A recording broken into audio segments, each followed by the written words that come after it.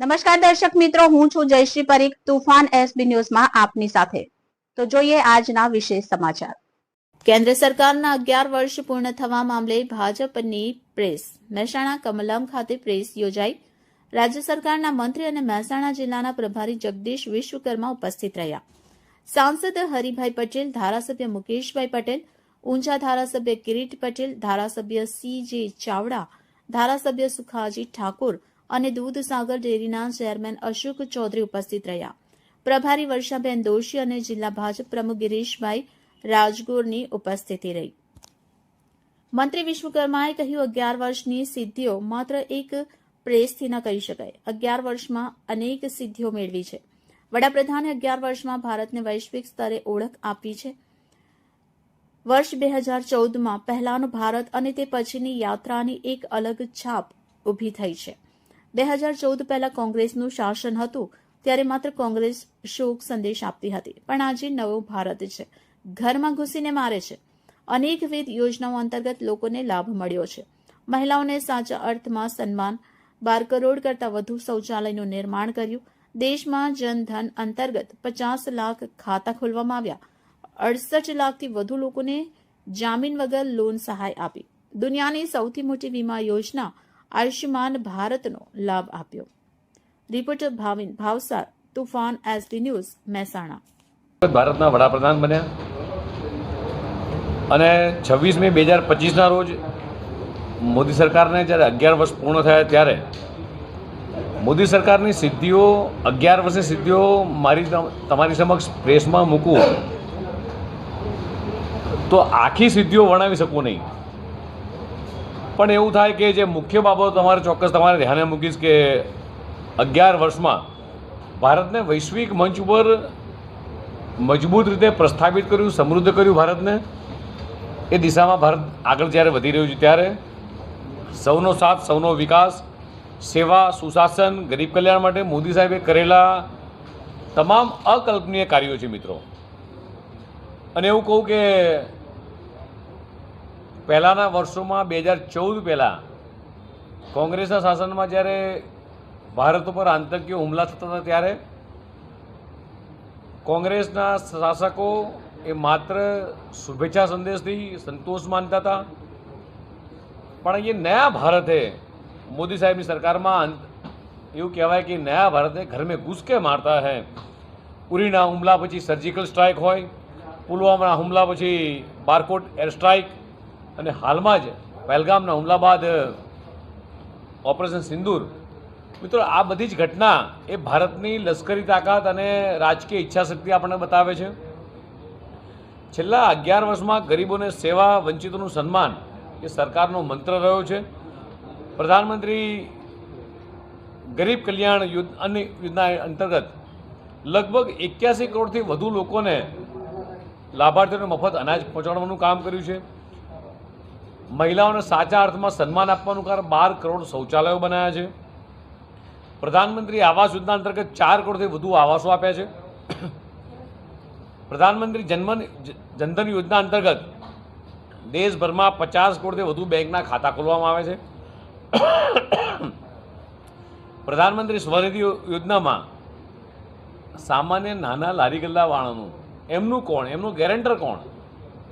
તો દેશના યશસ્વી પ્રધાનમંત્રી માનનીય મોદી સાહેબના ગેરેન્ટર બન્યા છે. અને 68 લાખ કરતાં વધુ લોકોને એમણે કોઈ પણ જાતની ગેરંટી વગર લોન આપી છે. મિત્રો,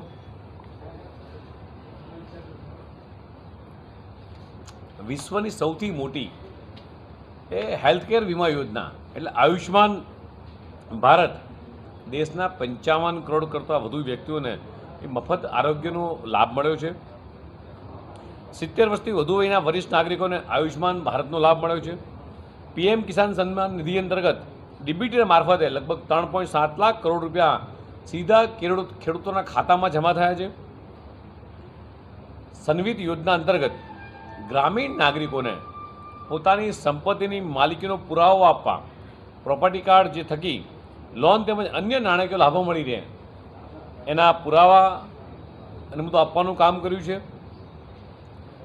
PM વિશ્વકર્મા યોજના અંતર્ગત જે કારીગર વર્ગ છે એમને સાચા અર્થમાં એમની પોતાની કારીગરી જીવંત રહે, રોજગારીનો વધારો થાય તે અંતર્ગત કેબિનેટ દ્વારા લગભગ 13,000 કરોડનું ભંડોળ ફાળવવામાં આવ્યું છે. દેશની અંદર 10 કરોડથી વધુ ઉજ્જવલા ગેસ કનેક્શન આપવામાં આવ્યા છે. 3 કરોડ લખપતિ દીદીઓ એ ગામડાની અર્થવ્યવસ્થાને મજબૂતી આપશે. નારી શક્તિ વંદના અધિનિયમ 33% જેટલા અનામત સાંસદ અને વિધાનસભાની અંદર પણ અનામત આપવામાં આવી છે. પીએમ માતૃવંદના યોજના 3.9 કરોડથી વધુ ગર્ભવતી બહેનોને લગભગ 15,000 કરોડની કરતાં વધારાની સહાય આપવામાં આવી છે. પ્રધાનમંત્રી સૂર્યઘર યોજના 300 યુનિટ મફત વીજળી આપવામાં આવી છે અને 12 લાખ સુધીની આવક પર શૂન્ય વેરો. મુદ્રા યોજના અંતર્ગત 32 લાખ કરોડથી વધુની રકમની લોન આપવામાં આવી છે. નેશનલ હાઈવેમાં છેલ્લા 11 વર્ષની અંદર 54,000 કિમીનો વધારો કરવામાં આવ્યો છે. મને તમને જણાવતા આનંદ થાય કે 2014 પહેલાંનું ભારત અને 2025નું ભારત, 2014 પહેલાં 74 એરપોર્ટો, આજે 160 એરપોર્ટો, 5 શહેરમાં મેટ્રો, આજે 23 શહેરમાં મેટ્રો. રિન્યુએબલ એનર્જી એ ઇન્સ્ટોલેશન કેપેસિટી 2014 પહેલાં 4 ગીગાવોટ, આજે 222 ગીગાવોટ. મેડિકલ કોલેજ એ વખતે 384, આજે 700 કરતાં વધારે મેડિકલ કોલેજો. 2014 પહેલાં 7 એમ્સ, આજે 23 એમ્સ. 2014 પહેલાં 450 યુનિવર્સિટી, આજે 1100 યુનિવર્સિટી. વંદે ભારત ટ્રેન, ભારતની સૌથી મોટી આ ભેટ એ 136 વંદે ભારત ટ્રેન. રેલવેનું નેટવર્ક જે ઇલેક્ટ્રિસિટી નેટવર્ક છે એમાં પહેલાં માત્ર 20,000 કિલોમીટર અને આજે આખા ભારતનું પૂરેપૂરું ઇલેક્ટ્રિક નેટવર્ક એ થઈ ચૂક્યું છે.